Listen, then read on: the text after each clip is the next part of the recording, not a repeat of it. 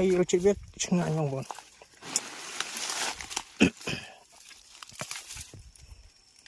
ឆ្ងាញ់ណាស់ឡំជួយឆ្ងាញ់បងប្អូនអើយចង់ឲ្យបងប្អូនស្គាល់ផ្កាមួយពីយ៉ាងនេះផ្កានេះ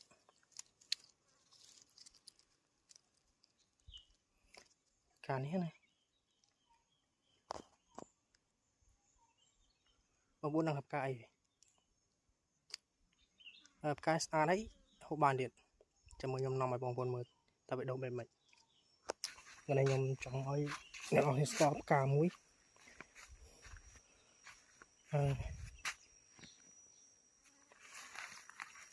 នេះបងប្អូនណាខ្លះស្គាល់ផ្កានេះផ្កានេះណានេះ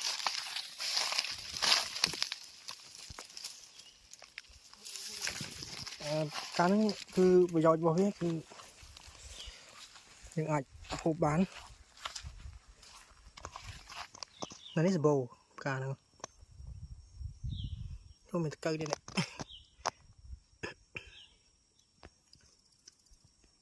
យើងអាចហូបបានហើយទី1យើងអាចចុចប្រហុកទឹកគ្រឿងឬក៏យើងអាចឡំជូរបានផ្កាហ្នឹងបងប្អូនខ្លះប្រហែលជាអត់ស្គាល់ទេ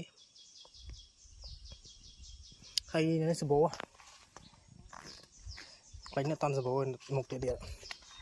មុខនោះទៀតសបោច្រើ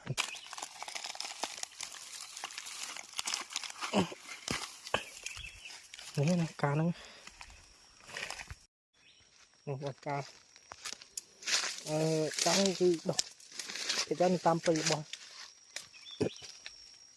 អញ្ចឹងហើយភាគតំបន់ភ្នំពងរៀបនេះអូនេះឡោ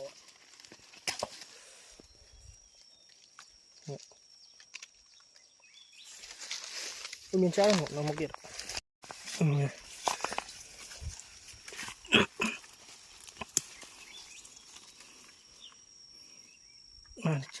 ចា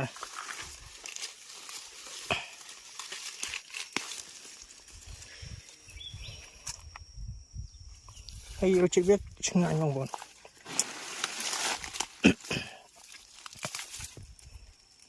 ឆ្ងាញ់ណាស់ឡំជួយឆ្ងាញ់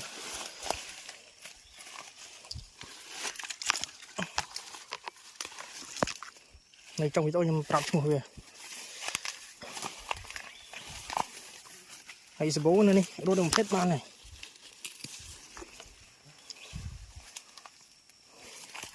គេចាប់បងប្អូនខ្លះបងប្អូននេះ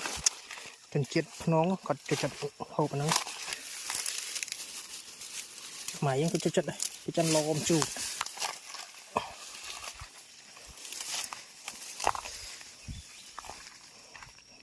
ច្រើនបើផ្លែបានកកហ្នឹងហើយបើបងប្អូនណាចង់សាកហូបអីចង់បានអីអាចមករកបាននៅនេះសបោឆ្ងាញ់ណាស់នេះទៀតនេះរៀងសាប់ស៊ីបាត់ហើយតែអីប៉ុណ្ណឹងយើងអាចហូបបាននេះទៀត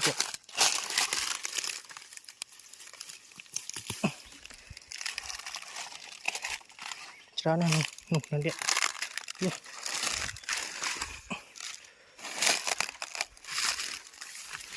នេះវាដុះបែបនេះ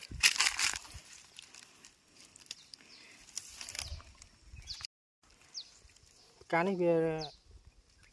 មានដីអញ្ចឹងពេលភ្លៀងមកវាមានដីចូលអញ្ចឹងយើងគាត់លាងវាយើងគាត់ជ្រលក់នេះ